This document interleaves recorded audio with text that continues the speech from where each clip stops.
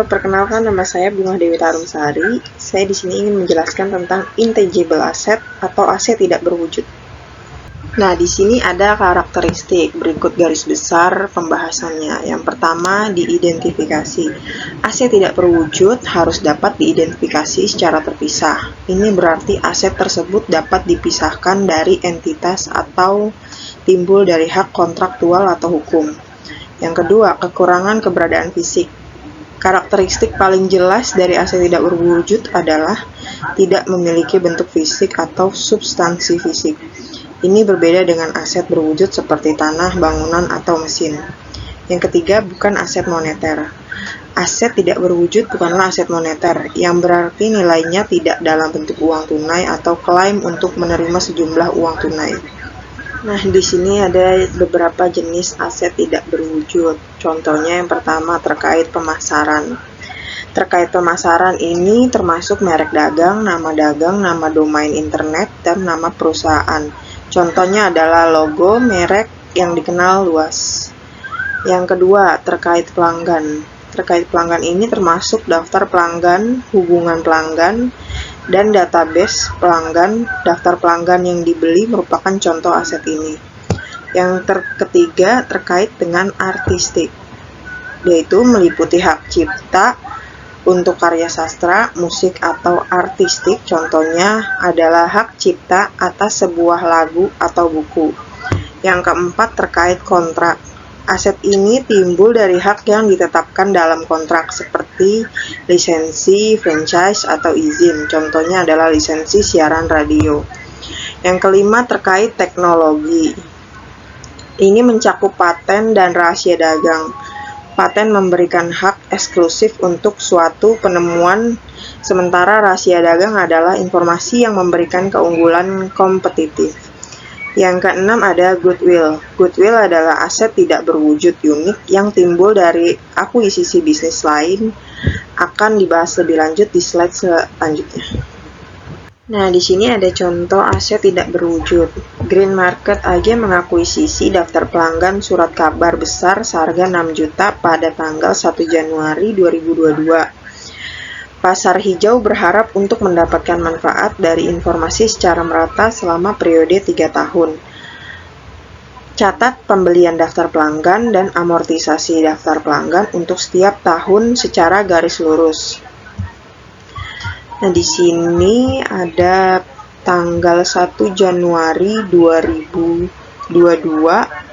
Ada pencatatan pembelian. Pada saat pembelian, akunnya adalah customer list atau daftar pelanggan. Akan didebit sebesar 6 juta untuk mencatat akuisisi aset tidak berwujud ini. Nah, yang kedua ada akun cash. Akan dikredit sebesar 6 juta karena terjadi pengeluaran kas. Selanjutnya ada amortisasi daftar pelanggan pada tanggal 31 Desember 2022, 2023, dan 2024.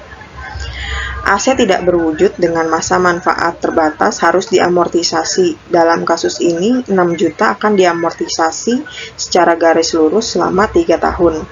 Jadi, amortisasi per tahunnya adalah 6 juta dibagi 3, yaitu 2 juta. Selanjutnya ada setiap akhir tahun 31 Desember, akun amortisasi expense atau beban amortisasi akan didebit sebesar 2 juta. Dan akun customer list atau daftar pelanggan atau accumulated customer list amortization atau bisa disebut juga akumulasi amortisasi daftar pelanggan akan dikredit sebesar 2 juta untuk mengurangi nilai tercatat aset. Nah, di sini ada contoh amortisasi paten. Harcourtco mengeluarkan biaya hukum sebesar 180.000 pada 1 Januari 2022 untuk berhasil mendapatkan paten. Masa manfaat paten adalah 10 tahun, diamortisasi secara garis lurus. Harcourt mencatat biaya hukum dan amortisasi pada akhir tahun 2022 sebagai berikut. Pada tanggal 1 Januari, di sini ada pencatatan biaya hukum. Yang pertama ada akun paten akan didebit sebesar 180.000 untuk mencatat perolehan paten. Kedua ada akun cash akan dikredit sebesar 180.000. Di sini ada amortisasi pada akhir tahun 2022. Beban amortisasi paten dihitung dengan membagi biaya perolehan dengan masa manfaatnya. 180.000 dibagi masa manfaatnya 10 tahun, jadi 18.000. Di sini ada paten amortisasi expense. Beban amortisasi paten akan didebit sebesar 18.000 dan patents atau accumulated paten amortisasi akan dikredit sebesar 18.000. Di sini ada goodwill. Goodwill adalah aset tak berwujud yang mencerminkan nilai lebih dari sebuah perusahaan yang dibeli dibandingkan dengan nilai wajar aset bersihnya. Sederhananya, ini adalah selisih antara harga pembelian perusahaan dengan nilai pasar wajar aset dan kewajiban yang dapat diidentifikasi dari perusahaan yang diakuisisi. Goodwill timbul ketika pembeli membayar lebih dari nilai pasar wajar aset bersih yang teridentifikasi dari bisnis yang diakuisisi, karena adanya faktor-faktor tak berwujud lainnya seperti reputasi yang baik, loyalitas pelanggan, atau keunggulan teknologi. Berbeda dengan aset tidak berwujud lainnya yang memiliki masa manfaat terbatas dan diamortisasi, goodwill diperlakukan secara berbeda. Nah, di sini ada penghapusan goodwill. Yang pertama, goodwill dianggap memiliki kehidupan yang tidak terbatas. Ini karena goodwill tidak secara bertahap habis seiring waktu seperti paten atau hak cipta. Yang kedua, tidak boleh diamortisasi. Karena dianggap memiliki masa manfaat tidak terbatas, goodwill tidak boleh diamortisasi secara sistematis setiap periode. Yang ketiga, sesuaikan nilai tercatat hanya jika goodwill terganggu. Nilai tercatat goodwill hanya disesuaikan jika goodwill terganggu atau mengalami penurunan nilai. Ini berarti perusahaan harus secara berkala menguji goodwill untuk penurunan nilai dan mencatat kerugian jika nilai tercatatnya melebihi nilai yang dapat dipulihkan. Di sini ada pembelian murah atau bargain purchase. Yang pertama, harga pembelian kurang dari nilai wajar aset bersih yang diperoleh. Ini adalah situasi yang tidak biasa, di mana pembeli mendapatkan bisnis dengan harga di bawah nilai pasar wajar dari aset dan kewajiban bersih yang dapat diidentifikasi. Yang kedua, jumlah dicatat sebagai keuntungan oleh pembeli. Jumlah selisih ini dicatat sebagai keuntungan oleh pembeli, diakui sebagai keuntungan langsung dalam laporan laba rugi pada periode akuisisi. Sini ada penurunan aset tidak berwujud. Prosedur khusus untuk mencatat penurunan nilai tergantung pada jenis aset tidak berwujud. Yang pertama, masa pakai terbatas. Aset tidak berwujud dengan masa pakai terbatas seperti paten atau hak cipta diuji untuk penurunan nilai ketika ada indikasi bahwa nilai tercatatnya mungkin tidak dapat dipulihkan lagi. Yang kedua, seumur hidup yang tidak terbatas termasuk goodwill. Aset tidak berwujud dengan masa manfaat tidak terbatas termasuk goodwill diuji untuk penurunan nilai setidaknya setiap tahun atau lebih sering jika ada indikasi penurunan nilai. Di sini ada penurunan nilai tidak berwujud masa terbatas. Large SE memiliki paten tentang cara mengekstraksi minyak dari batuan serpi. Dengan nilai tercatat 5 juta pada akhir tahun 2021. Sayangnya beberapa penemuan non-minyak serpi baru-baru ini berdampak buruk pada permintaan teknologi minyak serpi, yang menunjukkan bahwa paten tersebut terganggu. Large menentukan jumlah yang dapat dipulihkan untuk paten. Berdasarkan nilai penggunaan, karena tidak ada pasar aktif untuk paten, Large memperkirakan nilai paten digunakan pada 2 juta. Berdasarkan arus kas bersih, masa depan yang didiskontokan pada tingkat bunga pasarnya. Nah, di sini ada perhitungan penurunan nilai, yang dimana nilai tercatat patennya adalah 5 juta, dan nilai yang dapat dipulihkan 2 juta, serta kerugian penurunan nilai, yaitu nilai tercatat dikurang nilai yang dapat dipulihkan. 5 juta dikurang 2 juta artinya 3 juta. Nah, di sini ada pencatatan penurunan nilai. Yang pertama ada akun loss on impairment atau kerugian penurunan nilai. Akan didebit sebesar 3 juta dan akun patents akan dikredit sebesar 3 juta untuk mengurangi nilai tercatat paten. Kembalikan kerugian penurunan nilai. Ilustrasi, nilai tercatat paten setelah penurunan nilai adalah 2 juta. Amortisasi large adalah 400 dari 2 juta dibagi 5 selama sisa 5 tahun masa paten. Beban amortisasi dan jumlah tercatat setelah penurunan nilai ditunjukkan di bawah ini. Tahun 2022 amortisasi expense-nya 400. Carrying amount-nya dicari dengan 2 juta dikurang 400 yaitu 1.600.000. Begitupun dengan tahun-tahun berikutnya. Awal tahun 2023, berdasarkan membaiknya kondisi di pasar untuk teknologi minyak serpi, Lerch mengukur ulang jumlah paten yang dapat dipulihkan menjadi 1.750.000. Dalam hal ini, Lerch membalikan sebagian dari kerugian penurunan nilai yang diakui dengan entry berikut. Pencatatan pembalikan kerugian penurunan nilai, di sini ada akun paten, akan didebit sebesar 150. Dari 1.750.000 dikurang 1.600.000. Diasumsikan 1.600.000 ini adalah nilai tercatat paten jika tidak ada penurunan nilai yang terjadi di masa lalu. Selanjutnya ada akun recovery of impairment loss atau pemulihan kerugian penurunan nilai, akan dikredit sebesar 150.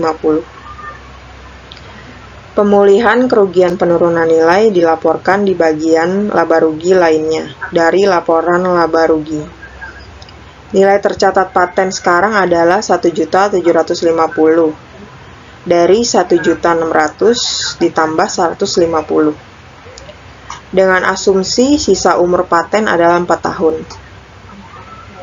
Lerch mencatat biaya amortisasi sebesar 437.500 dari 1.750.000 dibagi 4 pada tahun 2023. Penurunan nilai tidak berwujud tidak terbatas.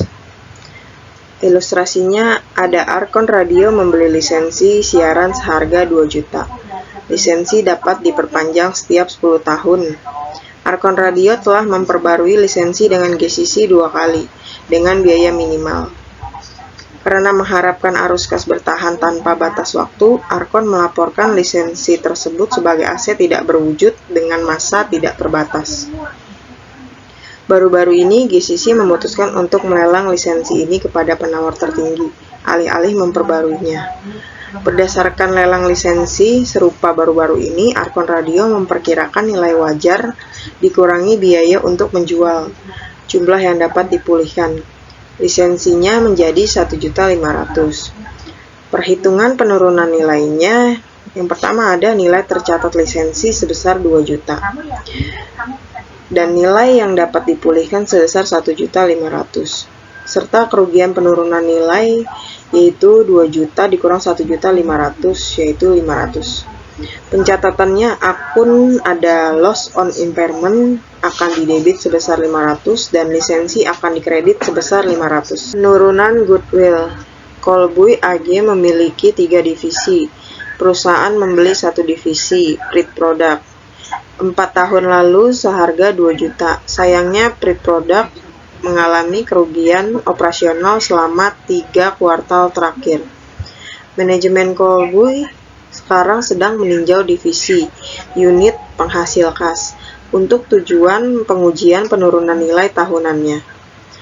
Ilustrasi di bawah ini mencantumkan aset bersih divisi Prit termasuk goodwill terkait sebesar 900 dari pembelian. Di sini ada property, plant and equipment 800 dan goodwill 900, inventory 700, receivable atau piutang 300, cash-nya 200, account and notes payable 500, dan dapat net asetnya 2.400.000. Kolbuy menentukan jumlah yang dapat dipulihkan untuk divisi PRIT menjadi 2.800.000 berdasarkan perkiraan nilai penggunaan. Karena nilai wajar divisi melebihi nilai tercatat aset bersih, Kolbuy tidak mengakui penurunan nilai apapun. Kesimpulan penurunan nilainya karena nilai yang dapat dipulihkan divisi 2.800.000 melebihi nilai tercatat aset bersih 2.400.000. Kolbuy tidak mengakui penurunan nilai apapun dalam pengujian penurunan nilai goodwill. Kerugian hanya diakui jika nilai tercatat unit penghasil kas melebihi jumlah yang dapat dipulihkan. Jumlah baru yang dapat dipulihkan. Asumsikan bahwa jumlah yang dapat dipulihkan untuk divisi PRIT adalah 1.900.000 bukan 2.800.000. Nah, jadi di sini ada nilai tercatat aset bersihnya 2.400.000. Jumlah yang dapat dipulihkannya asumsinya 1.900.000. Karena nilai tercatat aset bersihnya 2.400.000 lebih besar dari jumlah yang dapat dipulihkan yaitu 1.900.000, maka ada indikasi penurunan nilai. Kerugian penurunan nilai bisa dicari dengan nilai tercatat aset bersih dikurang jumlah yang dapat dipulihkan, yaitu 2.400.000 dikurangi 1.900.000. Hasilnya 500. Pencatatan penurunan nilainya, Kolbuy membuat entry untuk mencatat penurunan nilai, yaitu pada akun loss on impairment atau kerugian penurunan nilai akan didebit sebesar 500 dan goodwill akan dikredit sebesar 500. Kerugian penurunan nilai goodwill secara langsung mengurangi akun goodwill. Dan nilai tercatat goodwill setelah penurunan nilai, setelah entry ini, nilai tercatatnya adalah 400, karena 900 dikurang 500. Contoh aset tidak berwujud serta pelaporannya. Pelaporan aset tidak berwujud mirip dengan pelaporan properti, pabrik, dan peralatan. Jadi, secara umum pelaporan aset tidak berwujud dalam laporan keuangan mirip dengan pelaporan properti, pabrik, dan peralatan. Mereka biasanya disajikan dalam neraca di bawah kategori aset tidak lancar setelah properti, pabrik, dan peralatan. Catatan atas laporan keuangan akan memberikan rincian lebih lanjut mengenai jenis-jenis aset tidak berwujud, metode amortisasi yang digunakan, masa manfaatnya, serta rincian mengenai penurunan nilai yang terjadi. Dan demikian presentasi mengenai aset tidak berwujud. Terima kasih atas perhatiannya.